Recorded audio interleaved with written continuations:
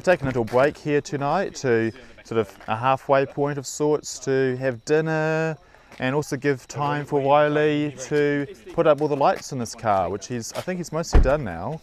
So you can see they put up this light here for the night shoot, and they've also got another light here, suction cupped on the other side for there.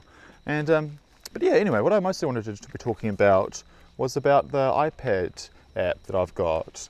Because it's a feature I quite like about the Zoom F8n, is this sort of app. You've got all the ability to control stuff, and you can see, for instance, here, like, got in here the metadata with, I'll show you the track names, everything I'm running.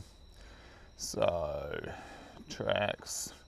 One thing I don't like about this app is it is a little bit laggy. I wish it was quicker. Anyway, so you can see I've got my AKG CK63, and I've sort of labelled it. That is on the front left. So it's what I put in the names of each mic. I kind of have sort of often labelled where it's actually located. So this is front right, and then one of these tracks which running a safety level just for like any super loud noises. At least there's one thing that's always going to be catching it. And see there's the two actors with Lectrosonics transmitters I've got on them, Dan and Hannah. And yeah, anyway. We've got to move, sorry. We'll be moving soon. Moving now, up the road. For the shop. But yeah, no, I'm going to finish off what I'm going to be saying, which was, yeah, as much as I like the Bluetooth app, the problem is Bluetooth is primarily a very short range technology. So it's pretty much up to 10 meters max, thereabouts, and then they're just going to quit on you. So it's really not appropriate for, car to car monitoring. But yeah, I mean, imagine how ideal and awesome it would be if I would be able to stop, start, and be able to sort of watch all the levels from the iPad app. But that wasn't the case. What's your favourite sound? Favourite sound? Silence.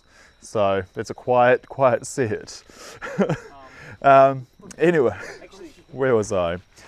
Yeah, so I mean, I kind of was not expecting I'd be able to actually monitor the levels from the car, but I was at least hoping I'd be able to easily stop start it. I could just walk up close to the car and stop start without needing to actually jump into the car itself.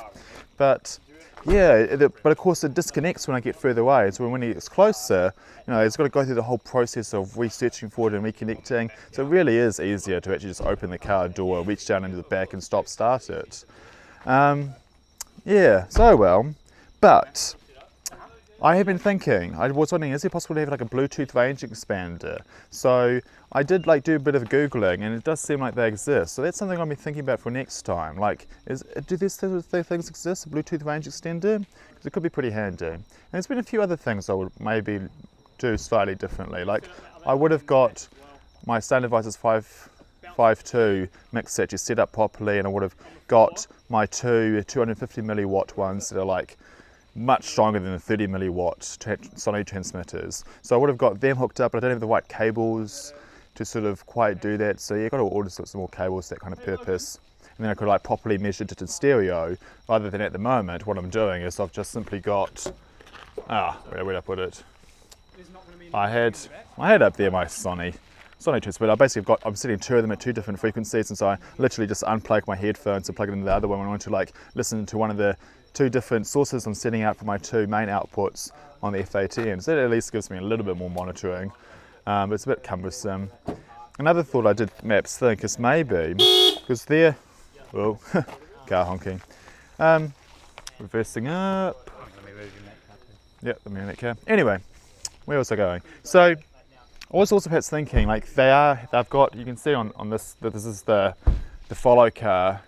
They've got here the Terra deck that this gets received to for the director and the DOP to be able to monitor what's going on.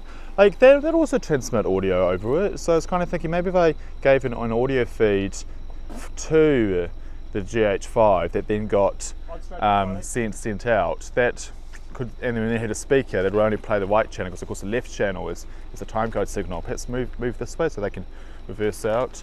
And then that might be sort of a good setup. We could then hook up a little speaker, but of course inside the car we'll be able to be listening to what's going on.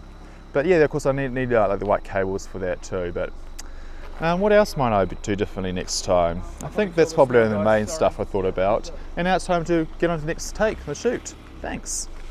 Luca.